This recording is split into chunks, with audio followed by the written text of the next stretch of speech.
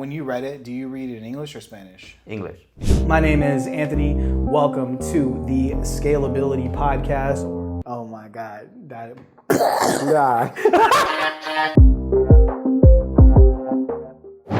We're rolling here. I like that frame over there. You saw the movie already? Is it the Ford versus Ferrari or which one? No, they have the Lamborghini movie. Tell me about it. Basically, this guy, he wants to partner with Ferrari. Yeah. And they basically told him, go fuck yourself. Uh-huh. And he told me, I'm going to make a car better than yours. Uh-huh. And look at him. That's it. Right, which, by the way, we're already rolling. The podcast started. So that I haven't seen that movie.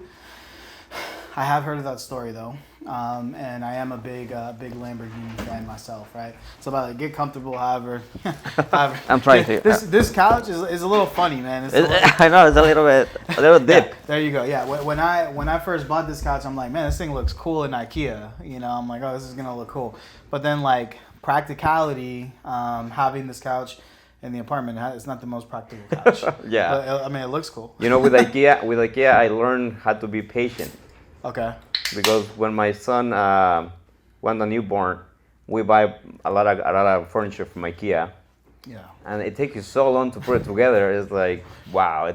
I learned how to be more patient with that. Yeah. I end up building so many furniture, and it's taking me days. Yeah, dude. All this. So I built this, that TV unit, my son's bunk beds. I just went to IKEA and bought that table, all this stuff, right?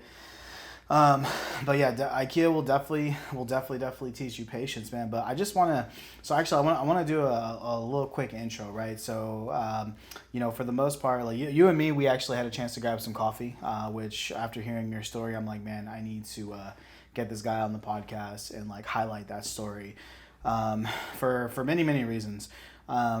So first and foremost, you're from Mexico. Yeah. Came here with nothing. And I'm not going to steal your thunder. Can you give a intro as to who you are and your background? Well, my name is Rury. I'm from Mexico, from Cuernavaca, Morelos. It's about 2 hours south Mexico City. Yeah. I came here in 2007, straight to San Francisco, knowing nothing English, yeah. Right? And my cousin used to live nearby the Coal Palace in Daly City, and I stayed a couple months with him. But after, I would say 4 or 5 months, I moved out with other of my relatives, and I started renting ourselves. Yeah. And I started working. The first job I had is a dishwasher. Yeah, dude. And what's crazy about that, guys, is he went from you didn't know English either. Not at all. He didn't know English either. And by the way, guys, his wife too is Middle Eastern. Is Middle Eastern, from Syria. From Syria, which, if you guys know anything about Middle Eastern families, is not easy to get in, especially as somebody who's not from this country, who didn't have her first language, not English. Exactly. And they have the degree or education there, they normally. So my man got to slide, and now you guys are happily married. How many kids? 1 kid, 7 years old. 7 years old, right? And on top of that, I think what we were talking about before was the pressure to perform from the family, right? You had to become successful. It was funny because when I get into the family, I wasn't thinking too straight about what I want to do in my life. Yeah. Because in Mexico, I started to be a chef. Yeah. So my idea to come here was to open a restaurant and own my own restaurant and be my own boss. But coming to this country and start working in restaurants, I knew that it requires a lot of your time. Mm-hmm. You have to put 100% of yourself out there for the restaurant. Mm-hmm. So you have to put on the side the rest of the stuff, your personal stuff. Mm-hmm. So and I started getting comfortable. I started working in restaurants, getting paid good money, and I put on the side my dream to open a restaurant. Mm-hmm. So when I met my wife, I wasn't thinking about what I want to do in my life. Yeah. I was kind of like on and off.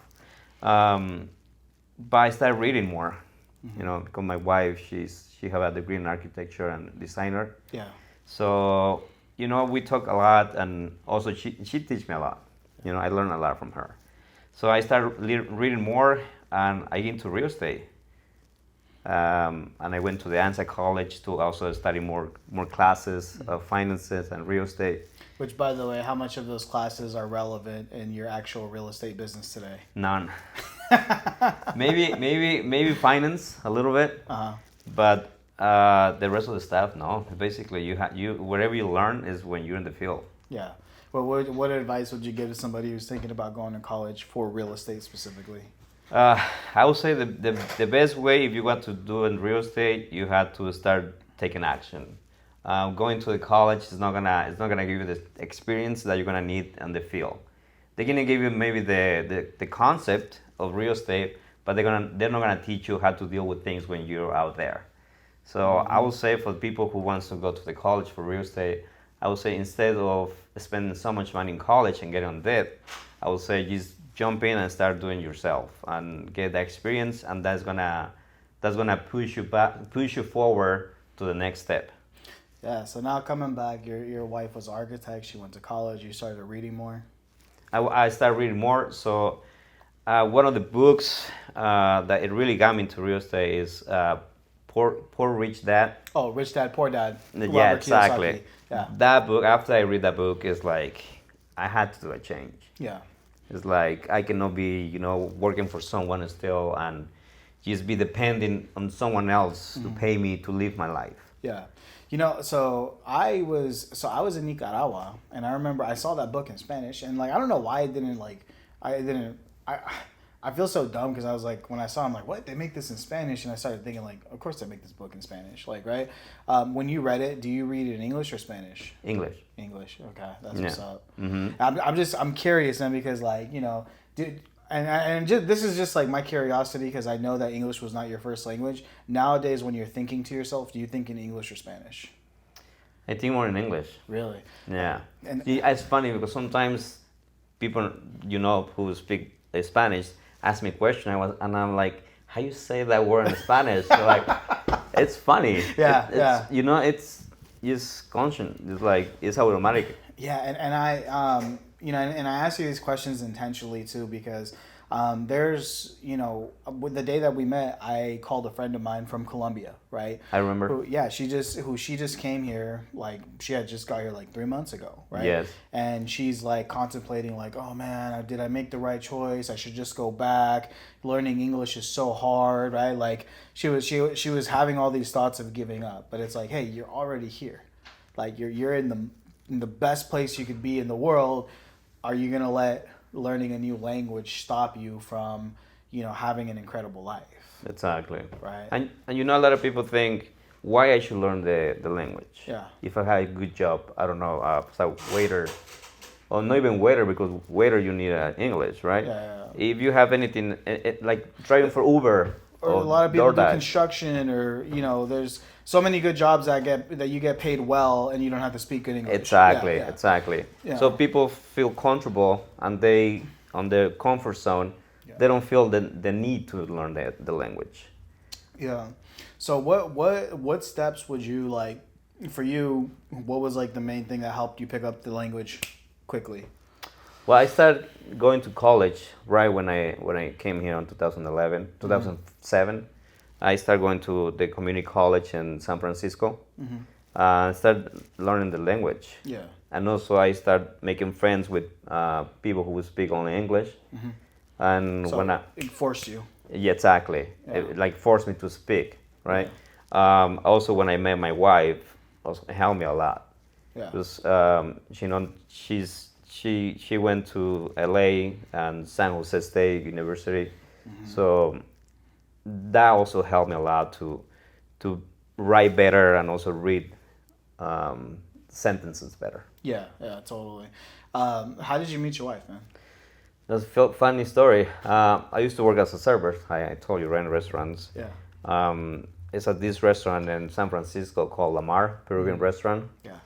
And I was a server on that night, and we have a buyout. Buyout is when a company comes and say, hey, I want to reserve a room for your restaurant, if not the whole restaurant, for an event. That's in a buyout. it was a buyout or architecture company, and I was a server there, and that's how I met my wife. Wow. What'd you say to her? You just. You know, I at first I thought she was Latina. Oh, okay. I thought she was first because she had the looks of Latina, so I come and I offer some empanadas, the Peruvian empanadas, but I offer in Spanish. And she's like, I don't speak any Spanish. Thought you were gonna be smooth. I thought, it's like, oh, it didn't work. But yeah, after that, it's, all relationship is, has like, like in and outs, and Sure. so it's not been easy, but we doing our best, and since then. Dude, that's awesome. Okay, so now fast forward, right? So thank you for touching on the English part, because again, there's and actually, last question about language. If out of 10 deals that you do, how many of those deals are in English versus Spanish? You mean on the transaction or on the work process? How many deals are you doing in English versus Spanish? I will say all of them are in English. All of them are in English, right? So that's and again, this goes back to the power of language, right? Because like my grandparents always told me like you gotta learn Spanish, and like I understand why, and I can speak Spanish now. But at the same time, it's like, for business wise, like, dude, like, until I started helping out like my Latino friends, until I started helping and investing them grow, all my clients were white or Asian. I see. And then my Latino clients, I'm like, hey, dude, look what the white and Asian people are doing. Let's help, I got to help you guys grow, because like, I feel like I'm the only Latino out here that playing at this level. Now that you mentioned that, one of the things I feel now that I'm in the business of real estate, one of the things I feel, and I think that this is true, one of the reasons why Latinos cannot grow as a entrepreneur and here in the United States is because it's a lot of envy between Latinos. Yep. And it's hard to see it, because you want to open your arms, or you want to open your heart, or you want to open opportunity for someone else. But I don't know, it got to the point today, so I don't know what it is, but I think it's envy, or I think it's this, why you have more than me, or I don't know what is the Yeah, well, I mean, it goes to everything in the culture, right? I remember even growing up like on the streets, with the gangs, right? Like the Latino gangs were the only ones that like, okay, not the only ones, but I should say like, for example, I would look at like the Asian gangs. There's a clear leader, there's a structure, there's respect, right? And then I would look at like our gang, and it's like our people are fighting our people. It's like, dude, like, gang life, business life didn't change. And I don't know, man. I so the way that I look at it like this. I am trying to empower as many Latinos as possible to learn what I've learned, right? Like in terms of like how to scale businesses, how to create systems, how to like just do like even what we're doing right now, right? I'm trying to push that more and more and more and that's intentional, because it's harder to work with Latinos for me. If I just went after white and Asian people, it's easier, because they already have all these things done. They understand the systems. They understand a lot of these things that it takes to scale a business. But when it comes to Latinos, like I don't know, man. But regardless, I'm gonna still continue to push, and I hope that if you're watching this, you don't take offense to that. You take it in, you grow from it, and also you can reach out to myself or Rury or any of these other Latino entrepreneurs that we have on this podcast for help, because I think everybody here is willing to help.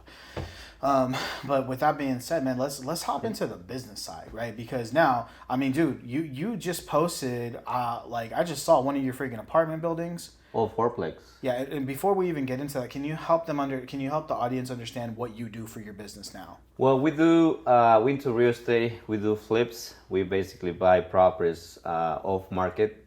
We normally focus on off market because you can do directly to the owner. We fix the properties and we put it back in the market, doing some profit on the end. So we buy and hold properties. And we have fourplex. We just got a 21 unit building in South San Francisco.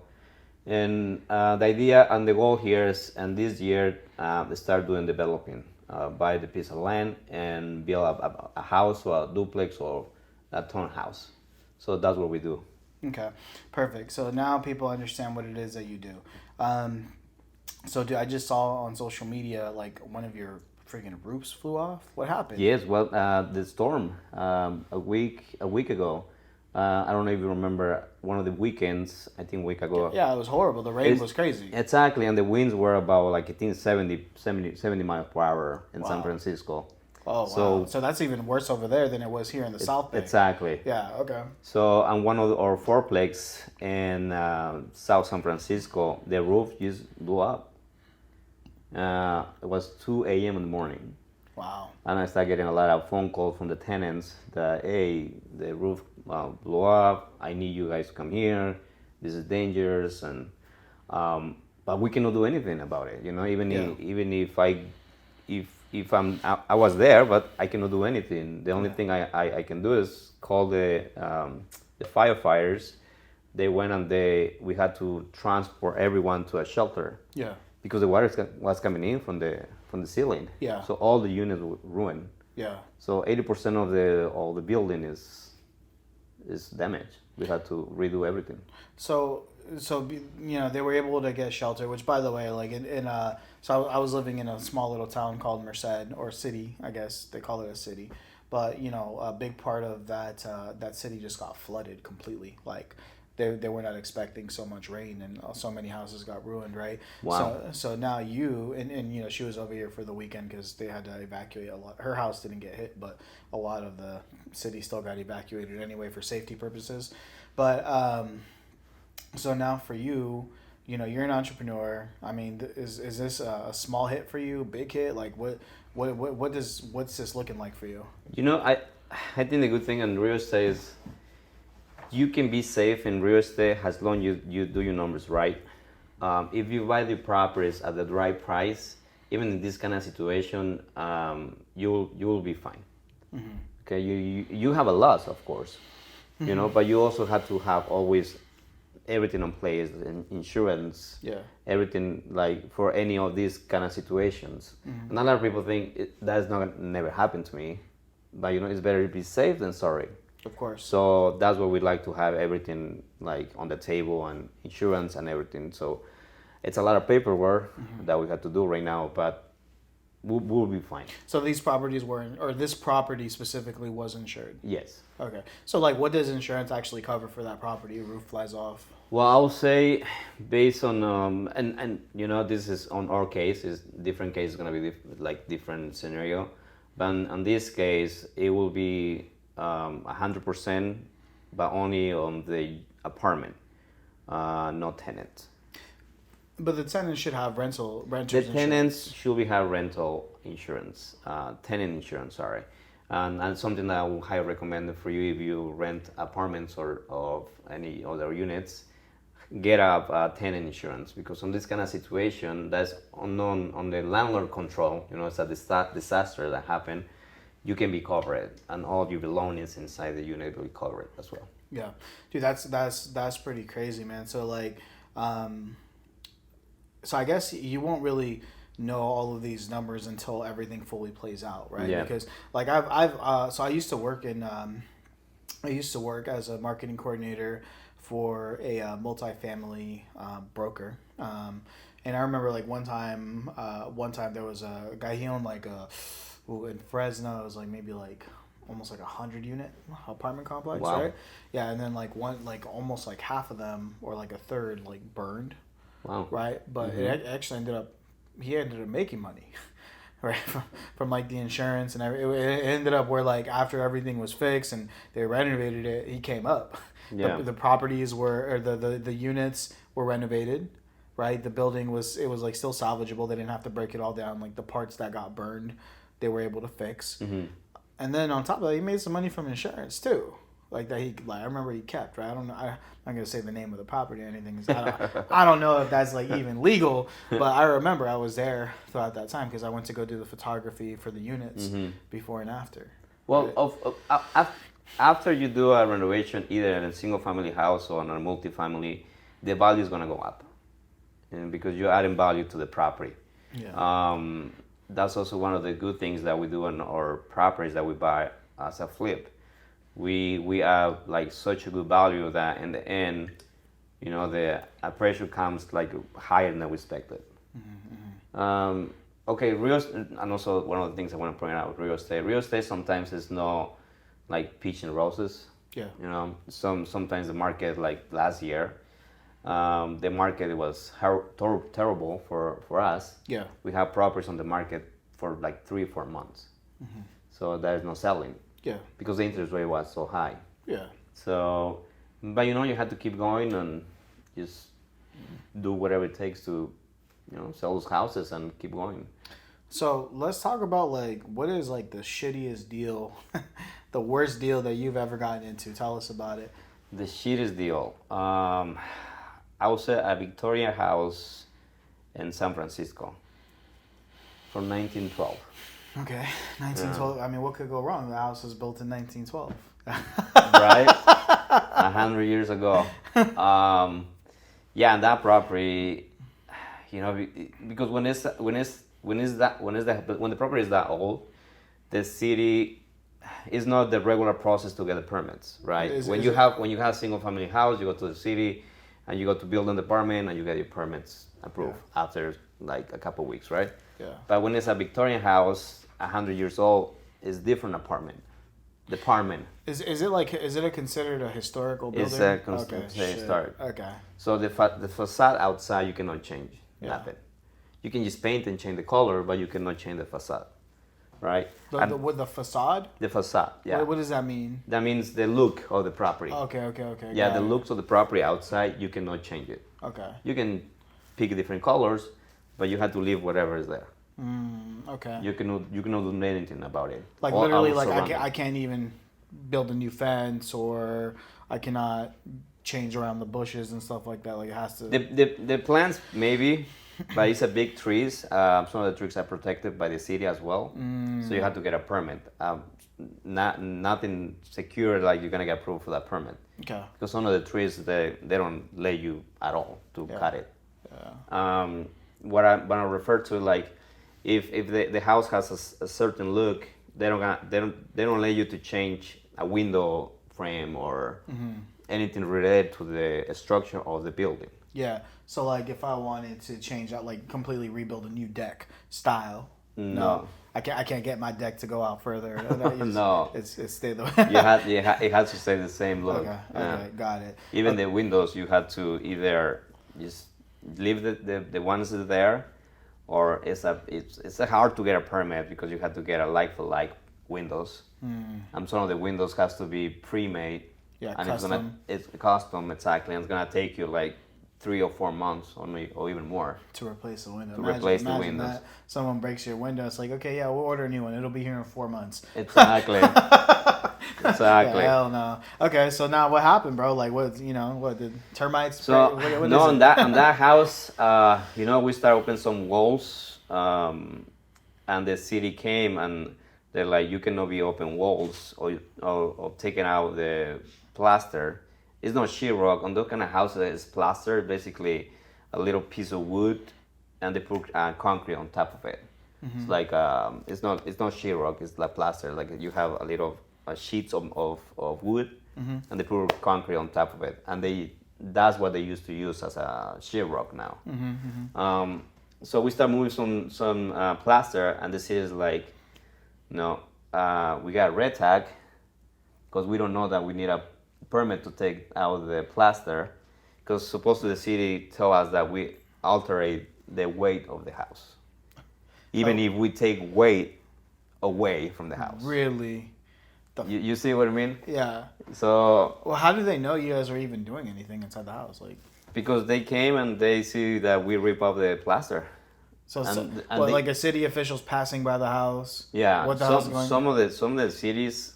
The city inspector, they just go around and patrol. Really? Yeah. Wow. So in this case, somehow he knew, and after that we get a red tag, and now we had to do a retrofit, the whole house. Oh no. So that takes us almost a year to get approved. Oh my god. So long story short, that property is not even finished yet, and So you still have it. we still have it, and that property is about almost 2 years. Yeah. Damn. I would say that's so far the How many pesos? How many dollars? Shillings? How many shillings? it's about $100,000. Damn. Hey, that's that must be a lot of weight, man. To like. Tell me about it, and and to be honest, those kind of situations when you start in real estate, it really hit you. Yeah. It really got you, because you're like, I'm doing things the way it is. I think it's better to go back where I used to work. Yeah.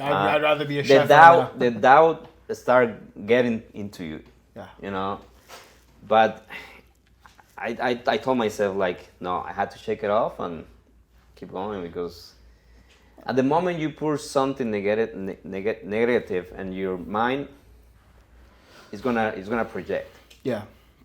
Yeah, dude, and so I talked about the negative first, right? Because I've gone through negative shit. Like I put up an office in the Philippines, spent like $50,000 putting it up, and then COVID. Oh shit, no one can go to offices anymore. I take a loss. People start stealing computer parts. Like I've taken losses like that too, but like in my industry, right? Yeah. So now, I like to talk about the negative because entrepreneurship is not all what you said earlier, peaches and roses, right? Yeah, not at all. Yeah, so it's not always that, but then there are moments where you win big. So let's talk about your biggest win.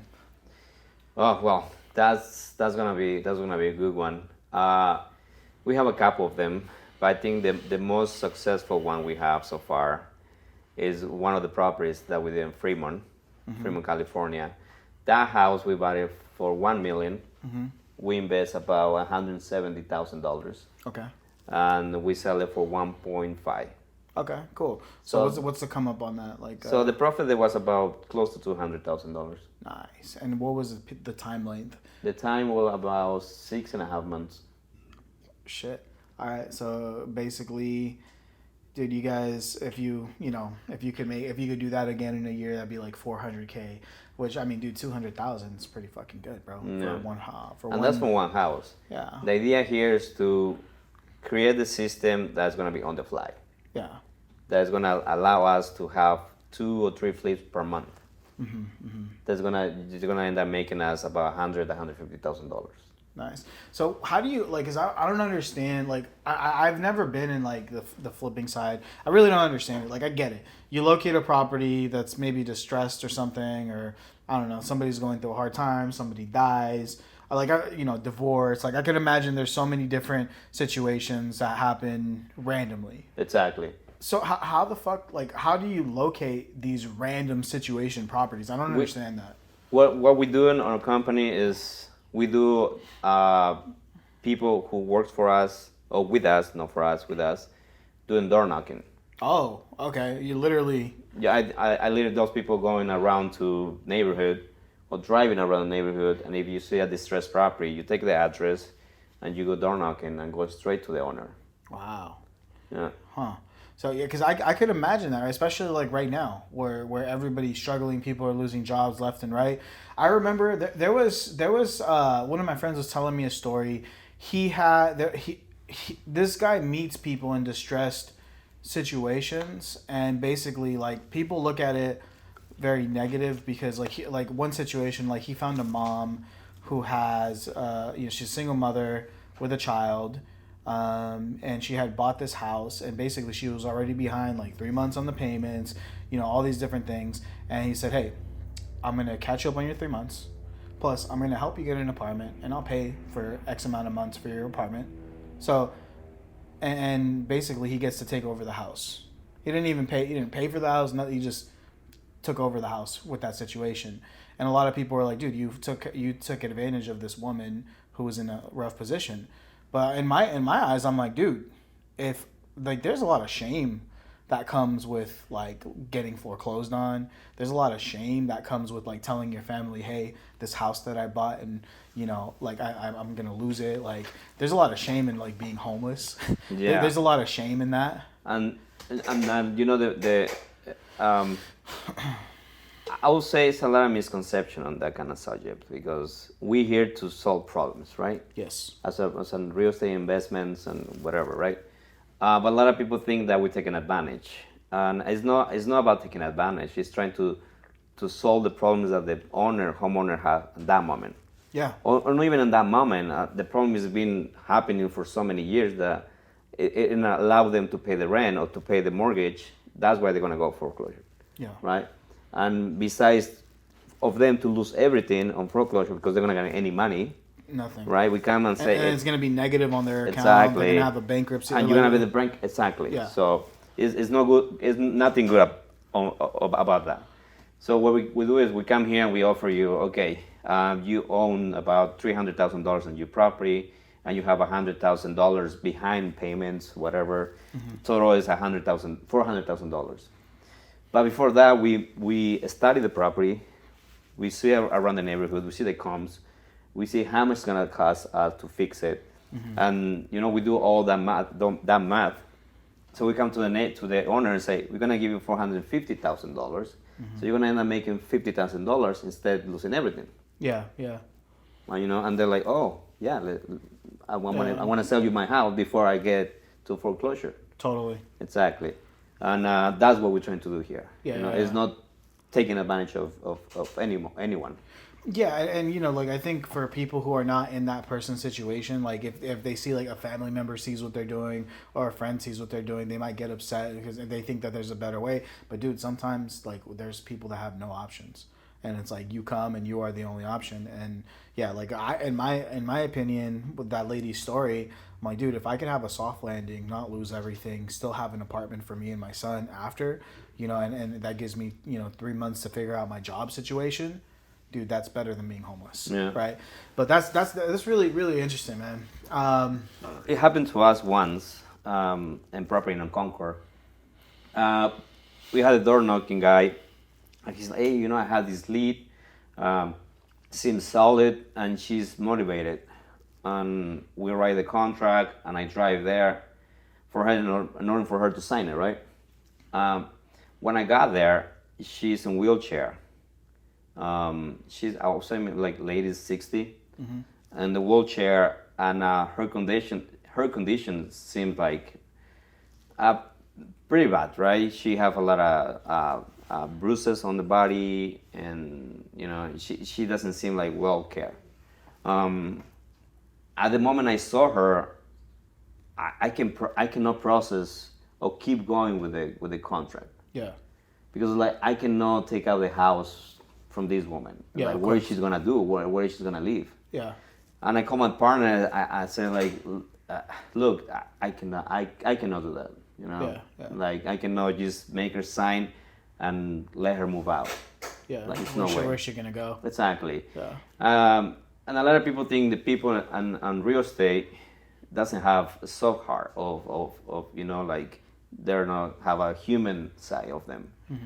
And it's not that we have feelings, and we feel like whatever the pain you having as a homeowner, but at the same time this is business, right? And at the end of the day, if you don't want to be safe from us, we cannot do anything about it.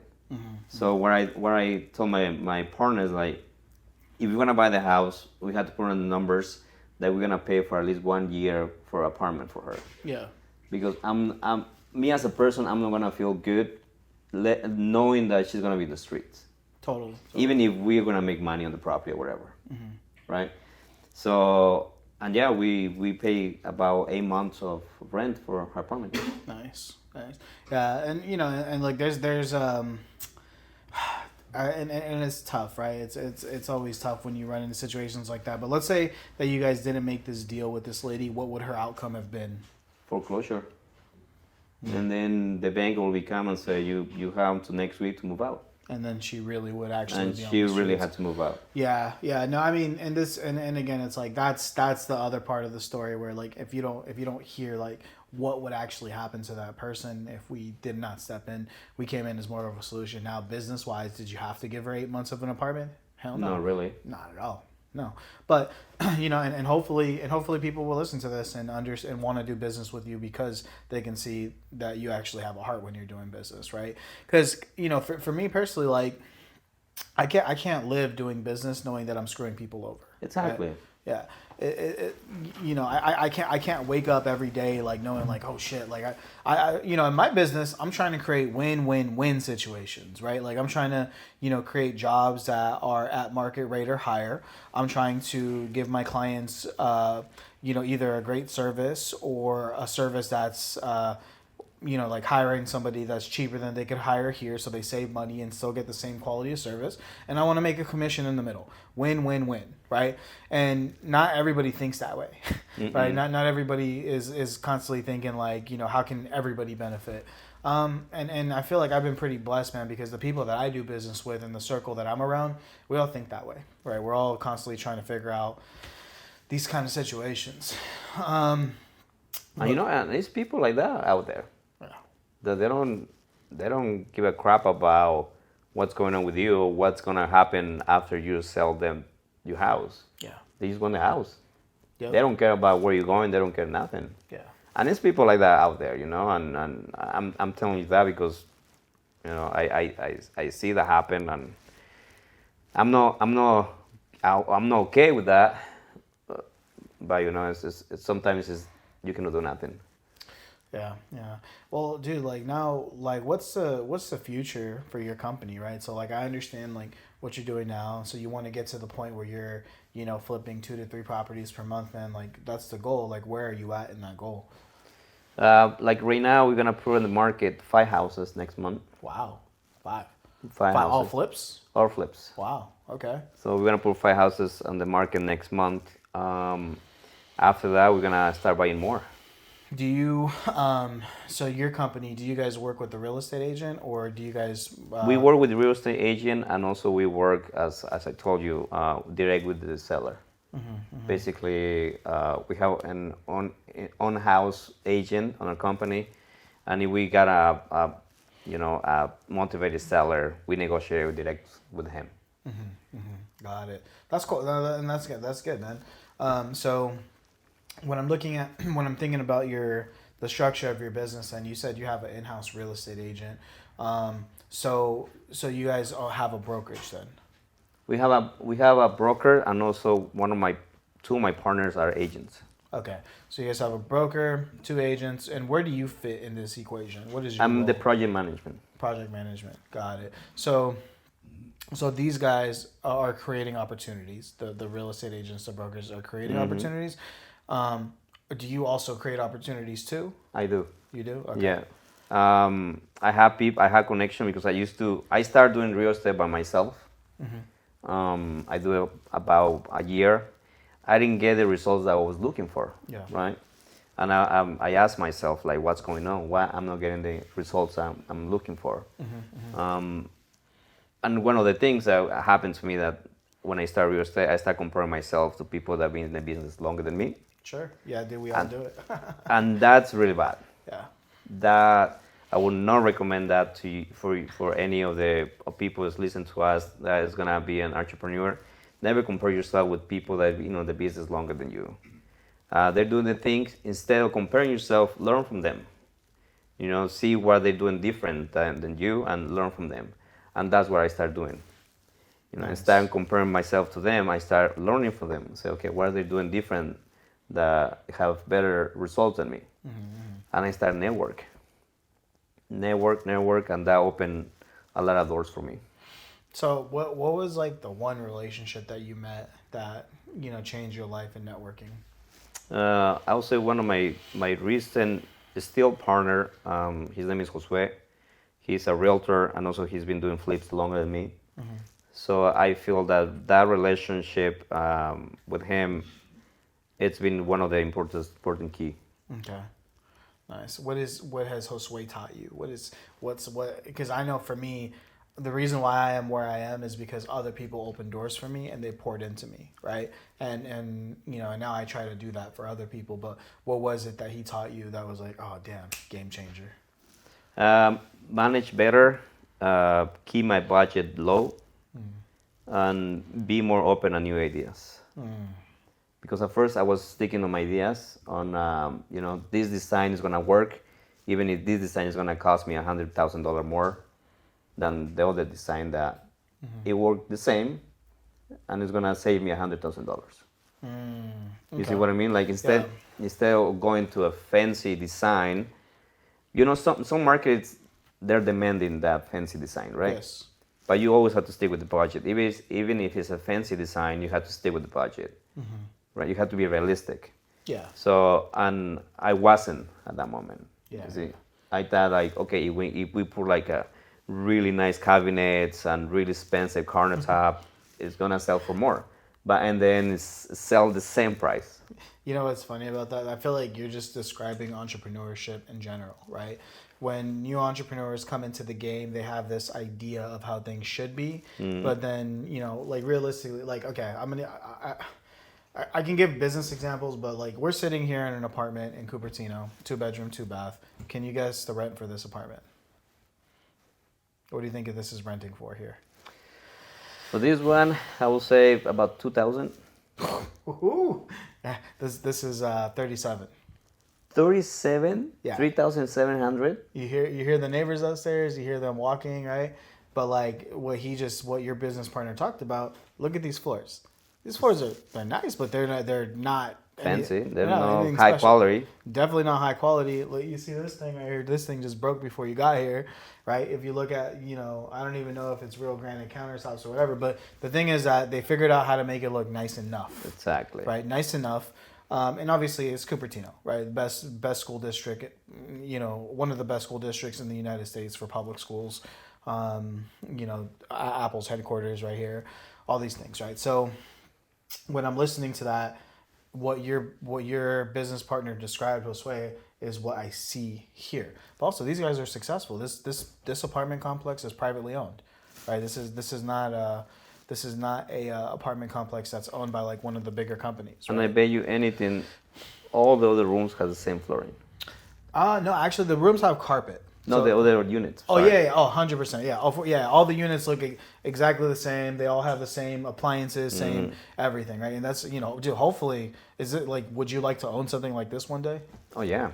That's the idea. Yeah, this is the goal, right? Mm-hmm. Yeah, because like when I look at the pricing too, I just did 2 podcasts earlier this week, and my friends, one of them lives in a luxury apartment in downtown San Jose. Freaking crazy view, beautiful place, amenities. Like we got 2 pools here, but like they're kind of old. The clubhouse is like, it's all right. But they got like these crazy amenities, everything, and they pay less rent than here. And then my other friend in Menlo Park, dude, their amenities are crazy, and he still pays less than here, right? But yeah, man. But it comes back to like when I looked at this place, like. Is it the nicest? Nah. Is it nice enough? Yeah. It even has these like little. I hate these. Low heater. I hate these heaters, man. This heater burnt my sheep rug. Yeah, you have to be careful with those things. Yeah, it burnt the side of his couch actually, because I had the couch up against it and I didn't think about it. Like this is dumb. It sounds probably dumb on camera. I didn't think that it would burn the couch, but it did. It left a huge mark. But yeah. But no, man, that's good though, man. That's good that you somebody taught you the game, and not just that. You guys, you're smart to partner with this guy, right? Where like he can start to teach you these things, because for me this year, Rudy, for me, so I sold half of my business, so I'm an equal partner now. But I sold it to somebody who's smarter than me, who knows more than me, and I said, you know what, this year, what I'm gonna do. Is this year I'm gonna say yes to. Oh, go ahead. I will not say smarter than you. Okay. I will say have more experience than you. Experience, different strains too. Exactly. Yeah. Because believe it or not, the words that we put on our mouths are weighed a lot. Mm-hmm. When you say, he's smarter than me, unconsciously you put yourself down. Mm-hmm. So, and that's something that I think it will be good to shift a little bit. Don't say it's smarter than me. I think something like has different strength than me. What is gonna make our business bigger or stronger? Mm-hmm. Because and it's funny how the mind works. Yeah. Those little words, like we're literally controlling our destinies with. Yeah, okay, you're right. Thank you for that. And by the way, this is why you need people like Rury around you to catch these kind of things, right? And this is why I like to keep smart people around me, because they remind me that I am smart. So I ended up deciding that it was better for my company to be equal partners with someone else who has more experience than me, different skill set, all that. Because it reminds me of like, Josue teaching you about budget management. This guy, he is way better in terms of vision and strategy, whereas I'm way better at executing that strategy. There we go. Right, like being in the trenches and getting it done and moving it forward is my strength, right? And I can do the vision and strategy, but not as good as this guy. Like, and I know that because we've discussed so many times, and I'm like, okay, this year I found, so this year he's owned 10% of my company. Previously, I've always owned 90%. But now it's like, hey, let's go equal. We put in money, whatever. But I didn't care about the money because the money doesn't matter. Yep. What matters is implementing that knowledge, and also like this is me saying, hey, I want you to be more invested into what I'm doing. And the way that I'm going to prove that to you is I'm going to literally give you half of my business, right? And already, and it's only been like a month and a half or something that we did the deal, already we're starting to like grow.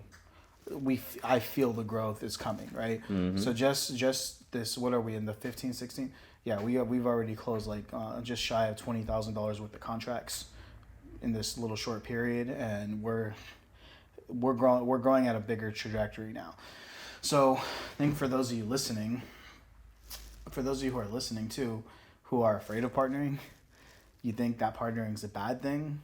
I mean, dude, how much slower would your growth be had you not met Josue? I would say 40%. It's a huge, over time is a huge percentage, right? Because then it would take you a long time to realize, like, man, maybe I don't need granite countertops. Maybe I don't need this nice floor. Exactly. Maybe. and two things I want to point it out talking about this subject is you're gonna come across with bad partners. Okay. Yeah. Trust me, and you have to learn from them. Yeah. You don't have to take it personal. You don't have to define yourself based on that situation.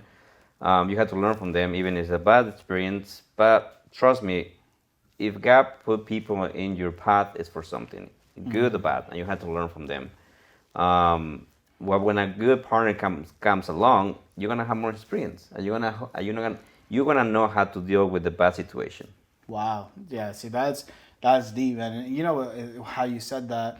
I always look at like the pain that we go through in our life, like, and this is why I feel like it's important for us to get content, to shoot content, to do videos, because I also think that God puts us through pain intentionally, whatever it is that we go through, so that we can help somebody else, right?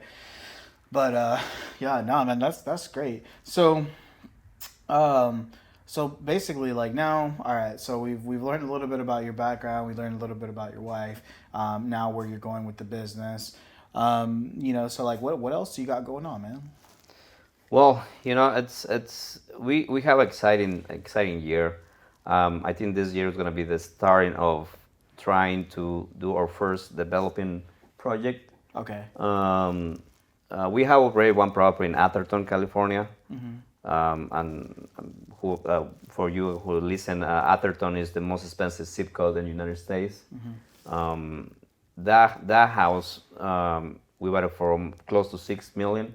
Wow. And the idea here is to turn down that house and build a 10,000 square footage house. It's gonna a resale price of between 14 and 17 million. Wow, dude, you gotta let me visit that property, man. Anytime. So you guys already acquired it? Yes. Wow.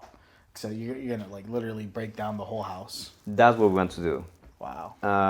That's the idea, to start with that property. We start already starting the market of Atherton because it's a different market. The client there is you had to bring the value to the property. Yeah. So you had to bring the price. Even though we're gonna try to another lot in Daly City, We're gonna buy the lot and build about 1 or 2 houses.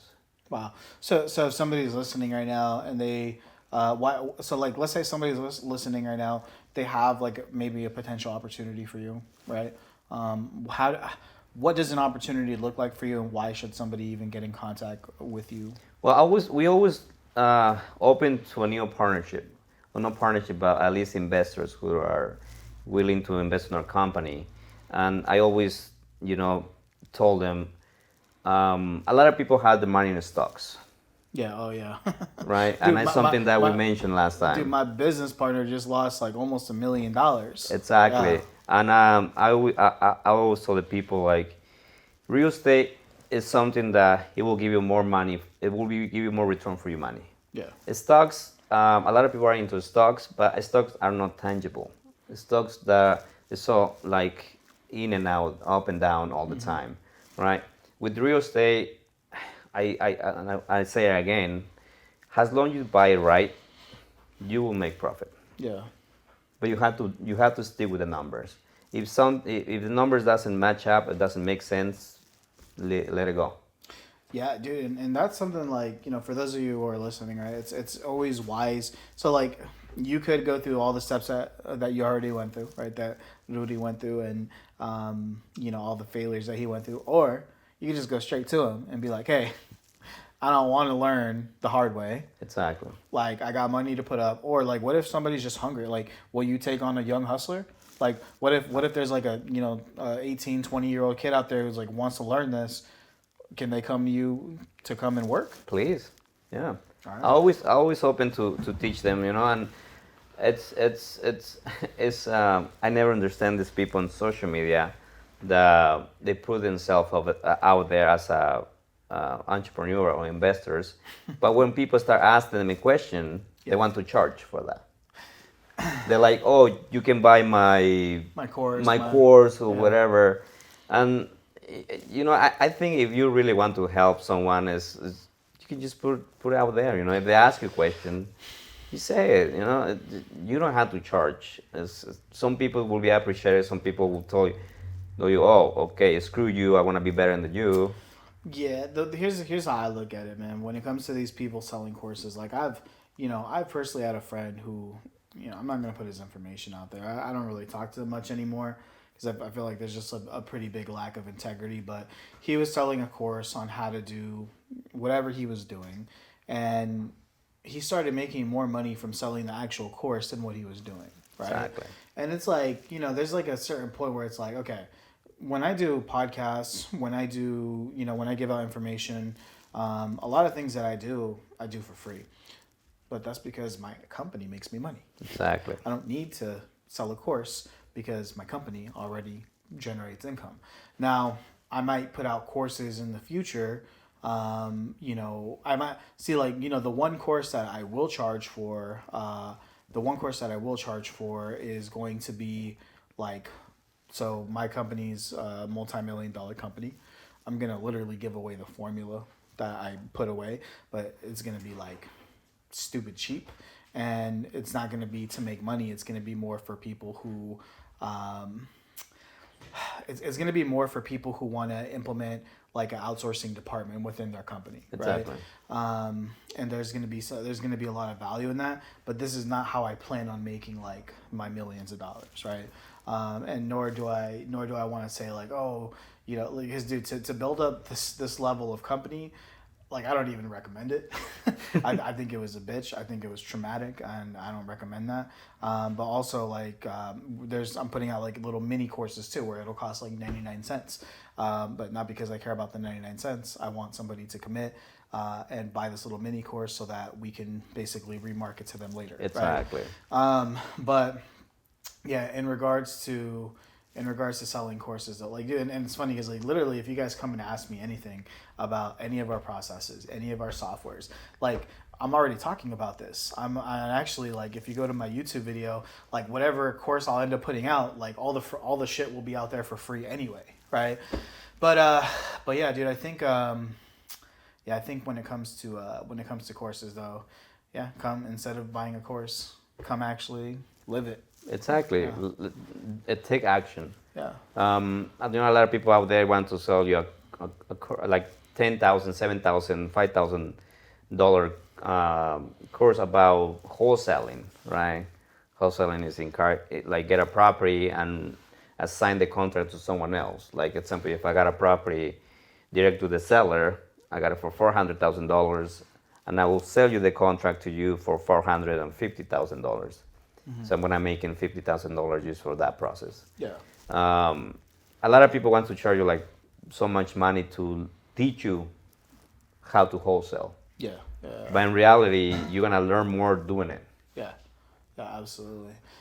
So now this is like the part of the podcast now where we're getting to the end, and there's someone who is like watching this right now, who they're struggling. Maybe they've been trying to wholesale, they've been trying to get in the real estate game, and they feel like giving up. Man, what do you got to say to that person?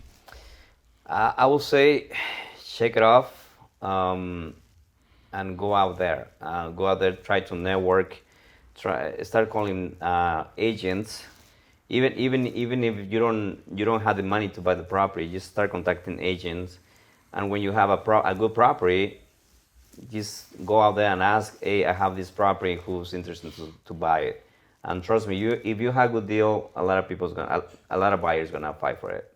But never give up. Start reading more. One of the books that I really like is Shoe Dog. Is the guy from Nike. Oh yeah, Shoe Dog. I've heard of that one. Yeah. That's a really good book. For me, it teach me not to give up and keep going with your dreams, and don't take a no as an answer. Yeah. Yeah, and how to deal with people, how to navigate, and how to talk to them as well. Nice. Dude, that's awesome. Well, if people want to get a hold of you, where do they find you? You guys can find me on Instagram as Rury Castillo, of Facebook RH Homes. There you go. So with that being said, everybody, thanks for watching. That's another episode of the Scalability Podcast. Thank you. Yeah.